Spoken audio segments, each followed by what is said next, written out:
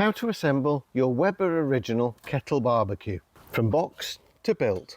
Start by unpacking the barbecue and lay all the parts out on a flat surface. I also took all the little bits and pieces out of their plastic bags and put them into the ashtray. The unit comes with quite decent assembly instructions and an owner's guide in 13 different languages and top marks to Weber. Each language is in its own guide. Throw away the languages you don't want to use. It's all paper, totally recyclable. First assembly operation, lay out the 3 legs next to each other so that the ends with the holes in that fit to the base are at the same end. Then from that end, fit the ashtray support clips. Squeeze the clip and slide it down the leg with the support tang pointing slightly upwards. With the longer leg, find a clip, squeeze it together and put it in this way up, pushing it down so that it clips through the hole. Now we can fit that long leg to the lower bowl. It fits into the welded tube that is closest to the handle. Press in the button, push the leg into the tube and push it down until the button pops out of the hole. I found this bit of the instructions a little hard to follow. Here is my version. The other 2 legs with the flat pieces at each end each have 2 holes at the upper end. Fit them just gently and ever so slightly into their tubes with the holes lined up such that the 2 legs have the flats facing each other and have the completely flat side facing outwards. Then remembering which hole, lift out and fit your retaining clip so that the button comes out of the hole that we just determined, and now you can fit that leg like so.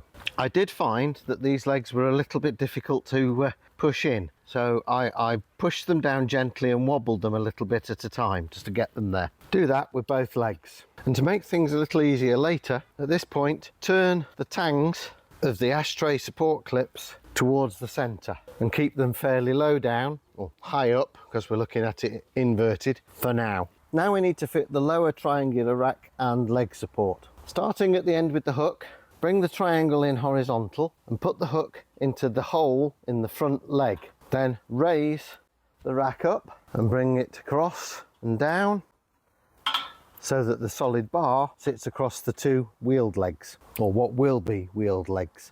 Slot the solid bar through one leg and gently pull apart and slot it through the other. The instructions actually tell you to put one leg on, fit the rack, and then put the other leg on.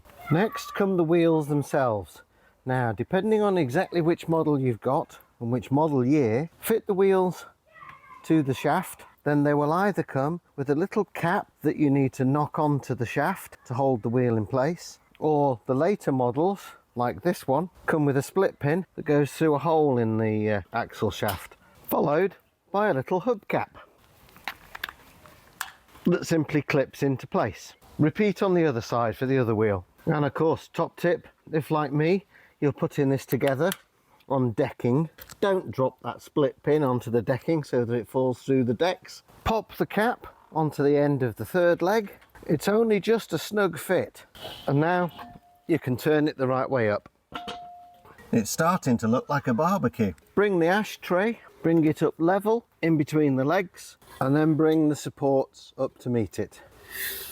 This plastic dish is in the list of parts at the beginning of the instructions, but doesn't appear anywhere else in the instructions, and it's not clear what it is. But I'm working on the assumption that it's for collecting the ash, because it does seem to fit there perfectly. If I'm wrong about that, and you know what it is, do let us know in the comments, please. Now you can drop the grate into place, followed by these side brackets. Hook these 2 ends over there first, snap into place like so, and the cooking grill.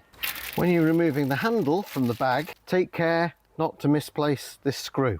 The small piece goes in the back and the large piece in the front. Put it the right way up so that you can read the writing, because again, depending on which model you've got, you may have little hooks on the end of the handle which are used for hanging your barbecuing tools on. Squeeze together, put your screw in and tighten with a number 2 Phillips. Remember that you're screwing this into plastic, don't go mad with it and over tighten it. The handle for the lid comes pre-assembled, but in the bag with this you will find a little hand spanner. Use it to undo the nuts on the handle. Put the handle in place, return the nuts and use the hand spanner provided to tighten them down. The original and some other models come with a thermometer. In the bag you get the thermometer, a bezel and a wing nut. Fit the thermometer to the bezel such that the little tag on the back of the thermometer goes in the upper square hole of the bezel. Then put the thermometer probe into the round hole and that little tag fits into the little slot just above. And holding your thermometer into place, invert the lid and fit the wing nut.